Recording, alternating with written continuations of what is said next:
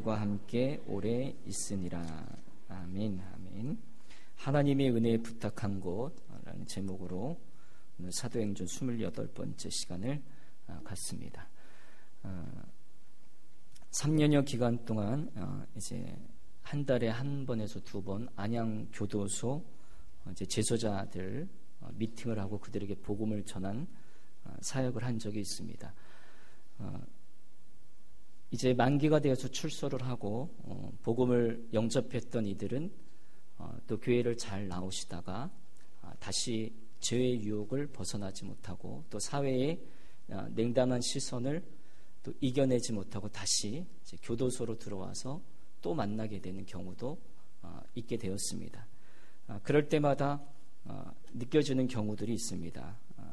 하나님을 향해 마음을 열었다가 또 하나님 앞에 또 죄인임을 고백했던 그들이 다시 또 죄를 짓고 다시 죄의 형벌을 받게 되는 그런 안 좋은 사이클, 그러니까 전과가 계속 늘어나는 일들을 보게 될 때 이런 생각을 하게 됩니다. 결코 사람은 변하지 않는가, 또 환경의 지배를 받는가.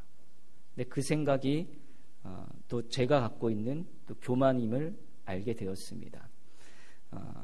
복음을 듣고 또 봉사를 하다 보게 되면 그런 봉사를 하게 되면 사람의 마음 가운데 교만해지기 쉬운 생각이 들게 되는데, 힘들고 소외된 자들을 접하다 보게 되면 사람인지라 또 그 사람과 비교하게 됩니다. 그들보다 우월하다는 생각을 갖게 되고 그들을 평가절하하고 또 이러한 사고는 또 자신을 내세우려는 결과를 만들어내기 때문에 신앙의 방향을 잃기도 합니다. 결국 나중에 내린 결론은 죄수복을 입고 있고 안 입고 있을 차이일 뿐이고 또 그들은 갇혀 있고 우리는 자유롭게 생활하는 차이일 뿐이지, 별반 주님 앞에서는 별반 다른 사람이 아님을 나중에 깨닫게 되고 모두 다 똑같은 죄인임을 알게 됩니다. 그래서 결국 사람은 변하지 않는가, 우리가 이런 고민들을 많이 하면서 살아갈 때에 대부분의 사람들은 잘 변하지 않는다는 결론을 내리게 됩니다. 잘 결론을 내리게 됩니다. 그렇지 않습니다. 여러분, 오늘 성경 본문을 통해서 우리에게 확실하게 말씀해 주고 있는데, 혹시 여러분들께서는 환난도 이길 믿음을 여러분 가지고 계십니까? 분명히 저는 여러분들이 그 환난을 이길 수 있는 믿음을 가지고 계시는 분들이 여기 또 앉아 계실 줄로 저는 그렇게 믿습니다. 우리 예수님, 우리가 믿고 있는 그 예수님은 우리를 얼마든지 그 환경과 죄에서 구원해 내주시고 또 환경을 변화시키시는 사람이 되게 하시는 줄 믿으시길 바랍니다. 그게 우리가 믿는 구주 예수님이십니다. 오늘 본문에서 우리는 그 은혜를 받게 되게 되는데, 이제 사도 바울이 겪은 고생을 보게 되면 우리가 지금 한번 쭉 읽어서 별 감동이 오지 않고 감흥이 오지 않을 수도 있겠습니다만, 오늘 본문의 말씀을 잘 천천히 묵상해 보게 되면 사도 바울이 겪은 고생이 가슴 깊이 느껴지게 됩니다. 이제 사도 바울이 지난번에 말씀 나눌 때 나면서부터 걷지 못한 장애를 예수님의 이름으로 일으켰던 루스드라에서 바로 그들이 이제 사도 바울을 신처럼 떠받들려고 하자 사도 바울이 그것을 거부했거든요. 우리도 너희들과 똑같은 사람이다. 그러자마자 그들이 갑자기 돌변하여서 사도 바울을 돌로 치려 합니다. 그리고 돌로 쳤습니다. 그래서 얼마나 돌로 쳤는지 사도 바울이 죽은 줄 알고 성 밖에 내던졌다, 그렇게 합니다. 사도 바울로서는 이런 고난을 처음 당하는 겁니다. 그렇기 때문에 그 고통과 비통함이 얼마나 그가 컸겠습니까? 돌에 맞아 죽어가는 그 바울의 고통, 마음의 애통함이 여러분 우리에게 느껴지게 되게 되는데, 사도 바울은 이때 상황을 고린도 후서 1장 8절에서 9절에서 언급하고 있습니다만, 여러분 성경 뒷부분을 좀 옮기셔서 고린도 후서 1장 8절에서 9절 말씀 한번 찾아봐서 저희들이 읽겠습니다.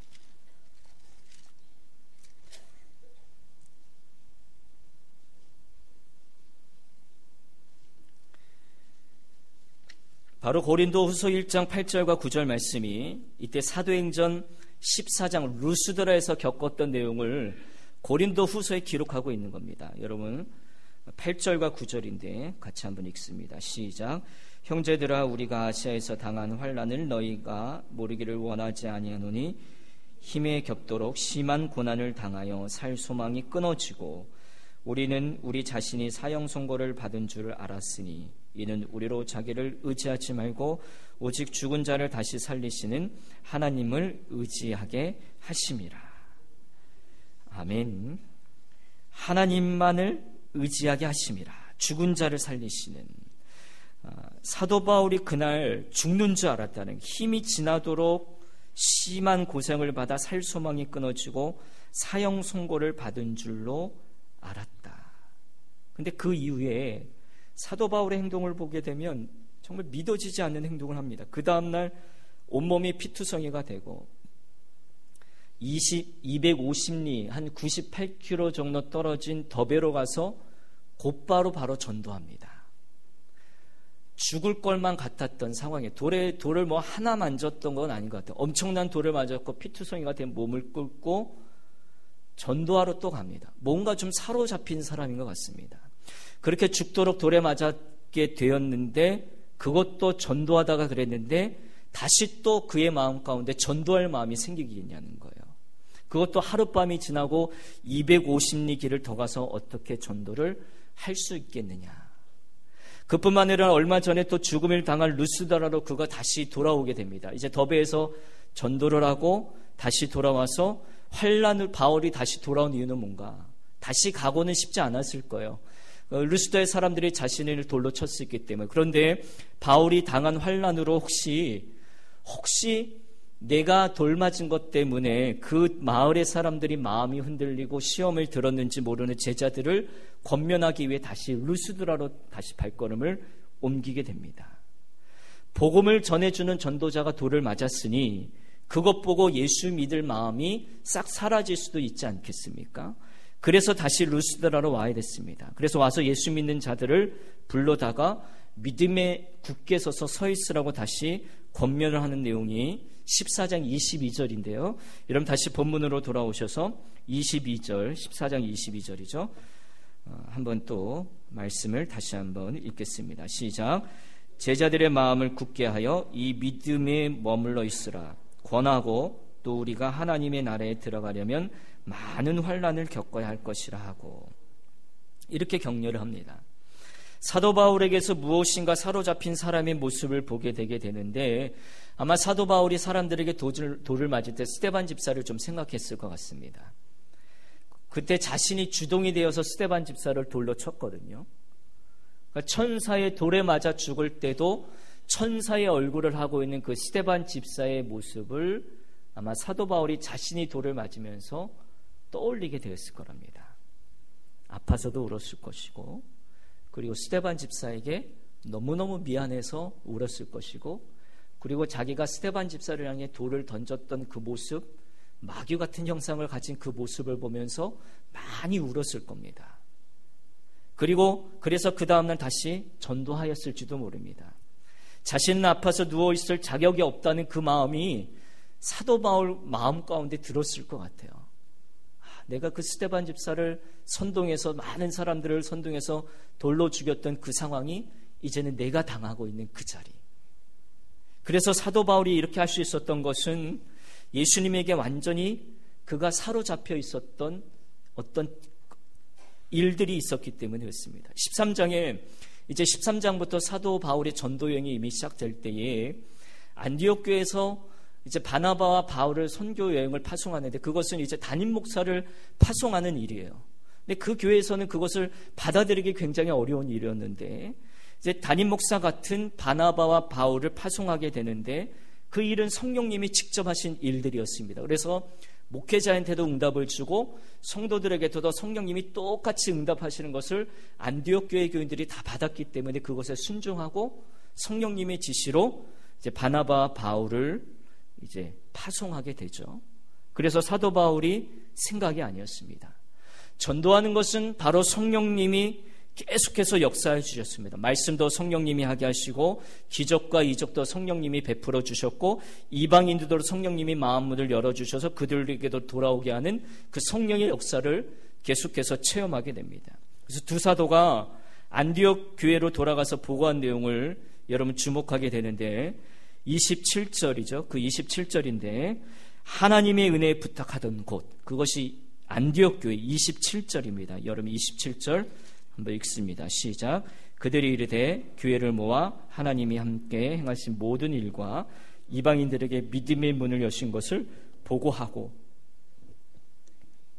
보고했습니다. 사도 바울이 자신이 나가서 전도했지만 이것은 우리가 한 게 아니라 하나님이 하셨습니다. 기사와 이적이 나타나시지만 그것도 우리가 한 것이 아니라 하나님이 하셨습니다.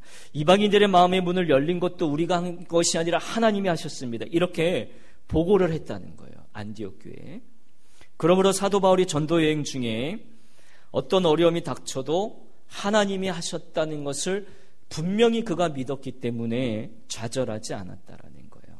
성령님께서 반드시 역사하신 것을 믿었기 때문입니다. 그래서 바울이 돌에 맞아서 거의 죽을 지경이 이뤘을 때도 그의 마음에는 확신이 있었습니다. 전도하면 된다. 교회는 반드시 세워진다. 이방인들은 반드시 하나님께로 돌아온다. 이 세 가지가 사도 바울 마음 가운데는 분명한 확신이 있었어요. 전도하면 되고 교회는 반드시 세워지고 복음은 반드시 이방인들의 마음을 열려지게 하여져서 땅끝까지 복음이 전도된다는 것을 분명히 알게 되었습니다.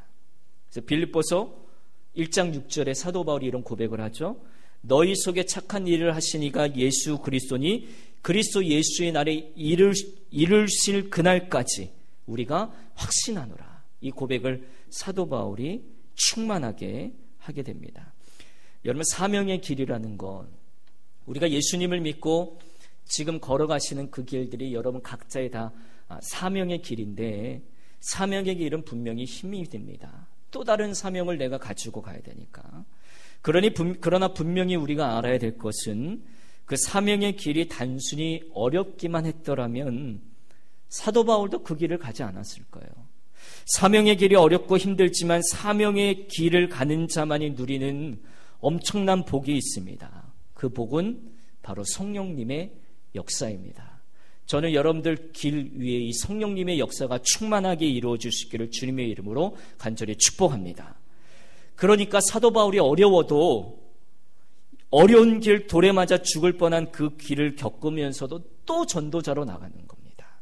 포기하지 않습니다. 왜? 성령의 역사가 분명히 있고 성령의 인도함이 분명히 일어날 것이라는 것을 마음 가운데 확신했기 때문에 예수님이 함께 하시는 역사가 그에게 있었습니다. 그래서 그가 마지막 때 이런 고백하죠.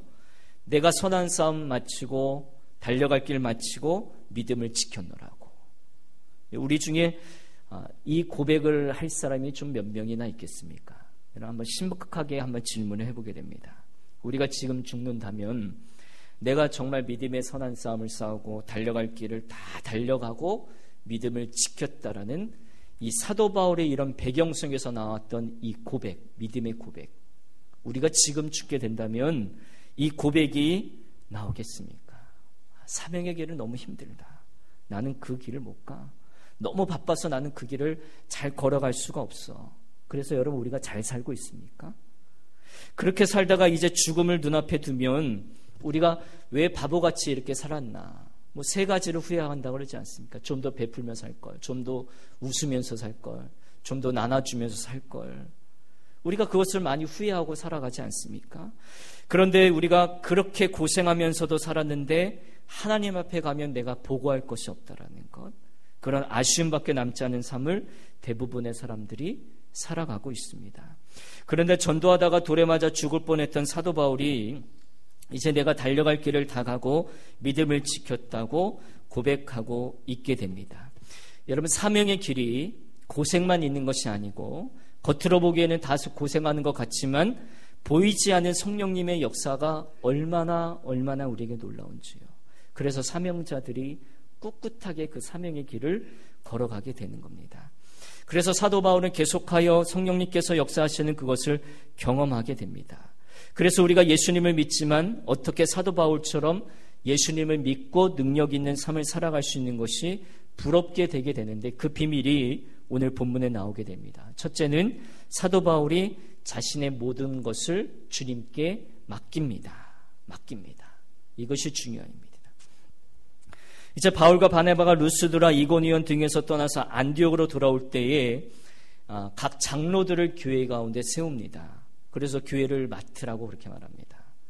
쉽지 않은 일입니다. 왜냐하면 지금 우리 현대교회 같은 그런 장로님들이 아니세요. 열심히 신앙의 성숙이 있고 모든 사람의 본이 되고 이제 교육을 받으시고 안수를 받고 장로 인직받은 그런 장로들이 아니라 이때의 장로들은 거의 초신자와 같은 장로였어요. 믿음 생활 얼마 하지 않으신 분들. 근데 복음을 전하고 믿는 그 사람들 중에 이제 지도자가 될 만한 분 몇 명을 빼어서 장로를 세웁니다. 그 장로들이 이제 교회를 맡아야 됩니다. 사도 바울은 떠나야 되고. 근데 그 교회가 어떤 교회였느냐? 핍박당하는 교회. 바로 순교 1순위가 누군가 하면 바로 장로들입니다. 그 당시에 성경도 없고 그때는 신학교도 없고 이웃의 어떤 큰 교회도 없고 핍박을 받는 상황, 숨어서 예배를 드리고 도망치면서 예배를 드리는 그런 교회 가운데 그들에게 교회를 맡깁니다. 근데 사도 바울이 끝까지 있어서 그들을 돌보는 것이 맞을 텐데 그들에게 맡깁니다. 여러분, 우리 같으면 우리가 이렇게 열심히 정성이 들어가고 사랑이 들어가고 우리의 봉사가 들어간 교회를 아무에게나 맡길 수 있겠습니까? 또 맡긴다고 이 교회를 맡아서 할 수 있겠습니까? 근데 사도 바울이 연약한 사람을 장로로 세워 그에게 핍박당하는 교회를 맡긴 것은 실제로 사도 바울의 믿음 가운데 어떤 믿음이 있었는가 하면 실제로 예수님께서 함께 하심을 분명히 믿는 믿음. 쉽지 않은 일이었어요. 그것이 바로 23절입니다. 여러분 본문 23절 한번 읽겠습니다. 시작. 각 교회에서 장로들을 택하여 금식 기도하며 그들이 믿는 주께 그들을 위탁하고, 그들이 믿는 주께 그들을 위탁하고. 사도 바울이 각 교회 장로들을 세웠더니는 그 사람들이 무엇인가 제대로 할 수 있으라고 생각한 것이 아니라 분명히 한 가지는 예수님이 정말 함께 하시는 것, 예수님을 믿는 믿음이 분명하고 예수님이 정말 마음에 계신 것을 알고 십자가 복음이 분명하니까 예수님께 그 교회를 맡긴 거예요. 결론은 예수님께 맡긴 것. 예수님, 이 교회 성도들이 있습니다. 근데 이 교회를 책임질 사람이 필요합니다. 사도 바울이 계속해서 그곳에 머물러 있으면 좋겠지만 복음을 전하는 곳들이 너무너무 많았습니다. 계속 전도 여행을 다니면서 복음을 전했기 때문에 이제 이 사람들에게 제가 교회를 맡기고 갑니다. 그러나 예수님이 항상 같이 계시는 것을 나는 믿으니까 예수님 책임져 주세요. 그리고 이 사람들을 써주십시오 라고 그런 믿음과 기도하는 마음으로 그 교회를 맡겼다라는 겁니다. 겉으로는 정말 연약한 사람을 장로를 세워서 교회를 맡겼지만 실상은 그 교회를 예수님께 맡기고 사도 바울이 떠날 준비를 하게 되더라는 것이죠. 사도 바울이 어떻게 이렇게 할 수 있었는가? 그것은 그가 성령의 인도함으로 그가 예수님께 모든 일들이 자신조차도 모든 것들을 예수님께 맡긴 사람이었기 때문에 그렇다는 겁니다. 그래서 26절에 이렇게 표현합니다. 오늘 본문 말씀의 제목이기도 하지만 거기서 배 타고 안디옥에 이르니 이곳은 두 사도가 이룬 그 일을 위하여 전에 하나님의 은혜에 부탁하던 곳이라, 이렇게 말하고 있습니다. 당시 복음을 전하고 떠나는 선교획은 죽음을 각오하는 여행, 바울과 바나바가 앞으로 어떤 일들을 겪을지 모르는 상황이었고 오직 거짓 순례 전도 여행을 떠나는 상황이었는데 그들이 도대체 무슨 힘으로 그들을 파송했겠습니까? 안디옥 교회들도 하나님의 은혜에 부탁한 곳이라는 것, 그렇게 표현하고 있는 거예요. 우리가 바나바와 바울을 선교사로 보낼 때 우리가 그들을 선교비를 제대로 줄 것도 없고 따라다니면서 보호할 것도 없고 앞으로 이 사람들이 소아시아 여러 곳을 다니면서 어떤 어려움을 겪을지 상상할 수 없습니다만 우리도 하나님이 그들과 함께 하심을 믿습니다. 하나님 은혜로 지켜주십시오. 예수님께서 이 두 사람을 책임져 주십시오. 그렇게 기도하고 주님께 맡기고 보냈다라는 것입니다. 굉장히 믿음이 좋습니다. 여러분 혹시 여러분 옆에 앉아 계신 주변에 계신 분들에게 여러분 하나님께 이렇게 맡기고 그 주변에 앉아 계신 여러분들의 동료 또 여러분들의 가족들을 위해서 이렇게 예수님께 온전히 맡기고 여러분 혹시 기도할 수 있습니까? 내가 먼저 예수님께 사로잡혀야, 내가 예수님께 사로잡히는 경험과 성령의 역사가 내게 있으셔야 이 안디옥 교회가 또 하나님께 그렇게 기도하고 맡겼던 것처럼 우리도 그렇게 맡길 수 있다는 거예요. 그렇기 때문에 매 순간순간 예수님을 경험하게 됩니다. 설교를 해도 내가 한 것이 아니고, 이적을 베풀어도 내가 한 것이 아니고, 교회를 세워도 내가 한 것이 아니라 바로 주님이 하셨다라는 거예요. 저는 이 고백이 여러분의 고백되기를 주님의 이름으로 축복합니다. 주님이 하셨다라는 거예요. 다른 거 없이 모든 일들이 다 주님이 하셨고 성령의 역사고 예수님이 함께 하셨기 때문에 이 일들이 우리 가운데 일어나게 됐다라는 것입니다. 이것이 사도 바울의 체험이고 사도 바울의 간증이었습니다. 사도 바울이 전도하다가 돌에 맞아서 거의 죽게 된 것을 보고 이제 루스드라 교인들이 시험 들 수 있을 것입니다.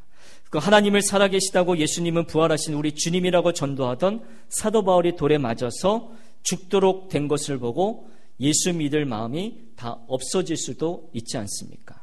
그래서 사도 바울이 다시 루스드라로 이제 돌아가게 되면서 22절에 우리가 하나님 나라에 들어가게 되려면 많은 환난을 겪어야 할 것이라 이렇게 말씀하고 있습니다. 왜? 사단은 우리가 복음을 방해하려고 발악하기 때문에 그렇습니다. 하나님 나라에 들어가는 길, 사명자의 길을 걸어갈 때 많은 환난을 겪어야 될 것이는 뭐냐면 예수 믿을 때 어려움이 생기고 전도자 할 때 환난이 있을 것이라 말하는 것은 우리가 영적 싸움, 사단이 발악하고 있는 것을 우리가 그와 함께 영적 싸움이 우리에게 늘 있더라는 거예요. 그러니까 바울은 제자들에게 우리와 함께 하시는 예수님은 그 환난보다 환경보다 더 큰 분이라는 것을 모든 사람들에게 지금 오늘 본문 말씀을 통하여 확신시켜주고 있는 거예요. 그렇기 때문에 우리가 환경을 지배하고 사람은 변할 수 있게 됩니다. 여러분, 하나님의 말씀대로 살아가면서 아까 제가 처음에 말씀드렸던 그 사람들이 또다시 범죄를 하고 또다시 들어가고 또다시 들어가는 것을 보게 되면서 실망했던 그 마음이 왜 교만한지 아십니까? 왜 교만했던 마음인지. 여러분, 하나님의 말씀대로 하나님의 말씀대로 전하면서 살면서 염려하는 그 마음 자체가 교만이고, 그리고 그분들을 판단하는 게 교만이라는 거예요. 그 일은 하나님이 하시는 거기 때문에 또 죄를 짓고 또 정신 못 차리고 또 범죄를 짓고 또 교도소에서 들어오는 그런 사람들을 보고 인간 취급 안 하는 우리의 시선들을 바라볼 때, 물론 죄를 지었으면 죄값을 받는 것이, 죄값을 죄인으로 살아가는 것이 당연한 일이겠습니다만 그것까지 판단해서는 저희들이 안 된다는 것이죠. 오직 임마누엘 하시는 주님을 믿고 기도하고 그냥 다 맡기라는 겁니다. 여러분, 혹시 우리 가운데 지금 돌에 맞아 죽는 것 같은 어려움을 겪고 계시는 분 혹시 계십니까? 혹시 이 바울의 심정이 꼭 내 심정 같다라고 여러분 그런 영적인 고백이 우리 가운데 있습니까? 여러분, 그러나 우리가 오늘 이 말씀을 통해 우리가 받을 수 있는 것은 우리가 두려워하지 아니하고 한 가지만 확신하는 거예요. 예수님이 우리의 주님인 것이 사실임을 우리가 확신하고 성령님이 우리 안에 계신 것을 진정으로 믿고, 또 우리가 여러분들이 지금 이 시간 교회에 나오신 것을 보니까 성령님이 여러분 안에 계신 것이 여러분 맞습니다. 분명히 우리 안에 계시는 거예요. 성령님이 이끌지 않았으면 우리가 여기 와 앉아 있겠습니까? 우리가 예수 믿을 생각을 어떻게 했겠습니까? 예수님이 여러분의 삶의 주인 되심을 믿으십니까? 그러면 우리가 아멘으로만 화답하면 됩니다. 이 믿음이 우리에게 분명하게 되면 여러분의 인생을 예수님에게 맡겼다라는 거예요. 예수님이 내 인생의 주인 되신 것을 분명한 우리가 아멘으로만 우리가 확실하게 대답할 수 있게 된다면 내 인생을 완전히 주님께 맡게 됩니다. 여러분, 더욱더 주님께 맡기십시오. 그것이 유일하게 우리가 살아갈 수 있는 길이라는 거예요. 루스드라의 장로들을 생각해 보십시오. 그는 함께 하시는 예수님을 믿고 고난당하는 교회를 맡았습니다. 결국 맡았어요. 초신자이고 신학을 공부하지 않았지만 성경에 관한 지식이 많지 않았지만 결국 맡았습니다. 이것을 보게 되게 되면 어떤 사명도 결국 주님이 역사하셔야 된다는 거예요.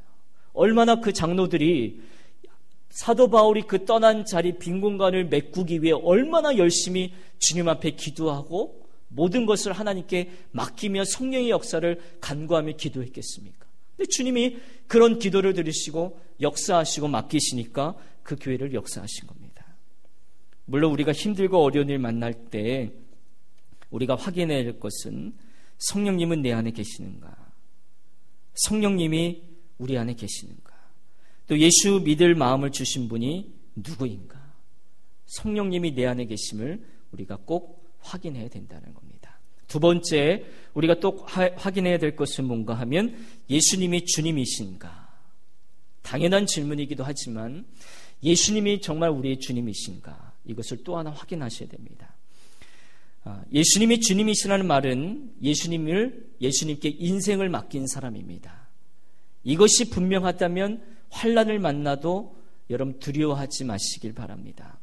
예수님이 주님이심을 여러분 계속해서 고백하십시오. 그러면 주님이 반드시 우리의 삶 가운데 역사하실 줄로 믿습니다. 국제예수전도단 여러분 설립자 로켄 목사님이 계십니다. 그 목사님이 내가 신을 벗으라는 책에서 간증을 하셨는데 처음 예수전도단 선교단체 요즘 잘 모르시는 분도 계시지만 국제단체입니다. 국제기구로서 많은 젊은이들을 선교사로 파송하고 또 서울에 가게 되면 목요일마다 매일 전도 집회, 찬양 집회를 하는 굉장히 유명한 단체인데 세계적인 영향력을 끼치는 단체인데 이분이 이 단체를 설립하려는 부름에 순종할 때 이제 자신의 속한 교단에 목사직을 내려놓게 되었습니다.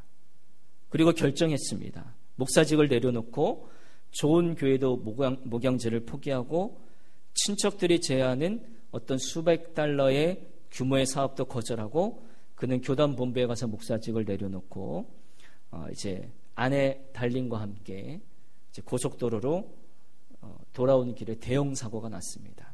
근데 깨어나니까 온몸에 다 피가 흐르고 있는 거예요.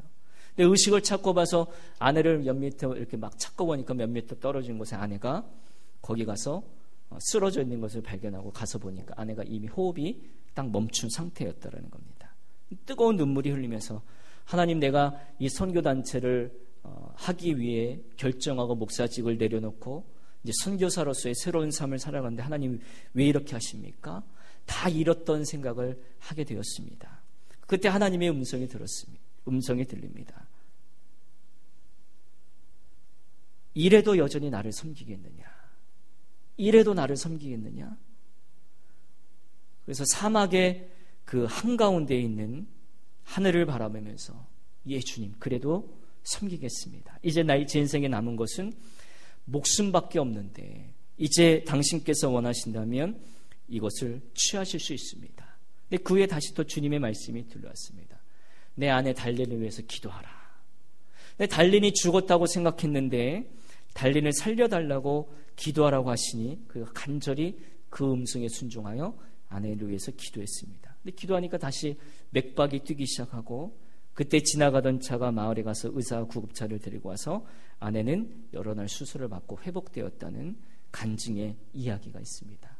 그때 이후로 이 로렌 목사님은 그날 모든 것을 다 하나님께 맡기고 예수전도단이라는 세계적인 선교단체를 설립하는 설립자로 되었다라는 겁니다. 수많은 젊은이들을 선교사로 파송하게 되는 굉장히 큰 영향력을 끼친 단체로 세우게 되었다는 겁니다. 여러분, 우리가 누가 누구를 따라가야 되느냐? 우리가 힘들고 어려워서 기도를 해도 하나님 도와주십시오, 살려주세요라고 기도하면 어쩌면 기도도 힘들고 응답도 안 될 때가 있습니다. 왜냐하면 그런 기도는 하나님께 맡기는 기도가 아니기 때문입니다. 하나님이 우리에게 원하시는 것, 오늘 본문만을 통해서 예수님이 우리에게 원하시는 건 뭐냐면 사도 바울을 통해서 또 루스드라 교회 장로들의 모습을 통해서 우리가 비춰줄 수 있는 것은 그냥 하나님 도와주세요, 하나님 살려주세요, 단순한 이 기도가 아니라 전적으로 하나님께 우리의 모든 것을 맡기는 기도가 더 필요하다는 겁니다. 이것이 오늘 성경 본문을 통해서 우리에게 원하시는 주님의 음성입니다. 누가 누구를 따라가야 되는가? 하나님이 우리를 따라와야 됩니까? 아니죠. 우리가 하나님을 따라가야 됩니다. 하나님을 완전히 맡겼다는 것은 하나님이 앞장서시고 나는 뒤따라가는 거예요. 하나님 도와주세요, 하나님 살려주세요, 이 기도는 하나님 앞에 전적으로 맡기는 기도가 아니더라는 거예요. 그렇죠? 여러분, 어떤 설교자가 이 기도의 차이를 한번 보세요. 설교자가 기도할 때 주님 오늘 말씀 전할 때 역사해 주시옵소서, 이렇게 기도하는 것과 주님 오늘 저를 통해 역사해 주시고 저를 통해 하실 말씀을 주시고 주님의 마음을 주시고 더도 말고 주님의 말씀만 전하게 해 주십시오 라는 기도의 차이가 있는 거예요. 그죠? 내일일 것처럼 주님이 도와주시는 것, 주님이 오늘 제가 설교할 때 도와주시옵소서, 이거는 설교가 내일이고 주님이 내가 설교할 때 나를 도와주세요라는 기도예요. 주객이 좀 바뀐 거예요. 근데 이런 기도와 주님이 오늘도 이 설교자를 통해 역사해 주시고 하실 말씀만 전하게 해 주십시오, 이거는 이 기도는 설교자가 하나님께 온전히 다 맡기고 설교하는 거예요. 이 기도의 차이는 아주 단순한 이야기지만 그 마음의 중심이 다르다는 거예요. 마음의 중심이. 예전에 이제 정동석 교수라고 가정사역자가 계셨는데, 이분 사모님이 둘째 아들 간증을 하셨습니다. 예전에 80년대는 그 학생들이 이렇게 맥가이버 머리하고 꽁지 머리하고 있으면 그 백발백중 열의 열은 다 날라리였고 좀 불량 학생들이었죠. 80년대. 근데 지금은 이제 아이들이 좀 머리를 올리고 염색을 해도 이제 공부 잘하는 아이들이 염색하는 경우도 있고 각자의 개성으로 살려주는 시대가 됐는데, 그때 당시는 난리도 아니에요. 그러니까 목사 아들이 교회에 이렇게 꽁지 머리를 하고 왔으니 그 목사님과 사모님이 마음은 얼마나 무너지겠습니까? 교인들의 본도 안 되고 교인들이 손가락질하고 난리도 아니죠. 그러니까 사람들이 다 수근수근 거리는 거예요. 목사 아들이 또 어떻게 교육받았기 때문에 저는 양아치 머리를 하고 교회에 온다고. 이제 그러다 보니까 부모가 아무리 간절하고 애탄다고 해결될 문제가 아님을 깨닫고 그냥 주님께 맡겼대요. 너 그냥 그 머리 하고 싶으면 해라. 이제 그러면서 속으로는 그 아이를 그냥 주님께 완전히 맡겼대요. 주님 책임져 주시고 그 아이 스스로 마음이 바뀌게 해주십시오. 야단쳐서 될 일이 아니었다는 것을 알게 되고 주님께 온전히 맡기고 했는데, 그런데 그 해에, 그렇게 기도한 해에 부활절 선곡을 하게 되는데, 교회에서 예수님 역할을 찾다가 긴 머리인 사람을 찾다가 목사님 아들이 긴 머리지, 그래서 그 아이한테 예수님의 역할을 선곡을 맡겼다라는 거예요.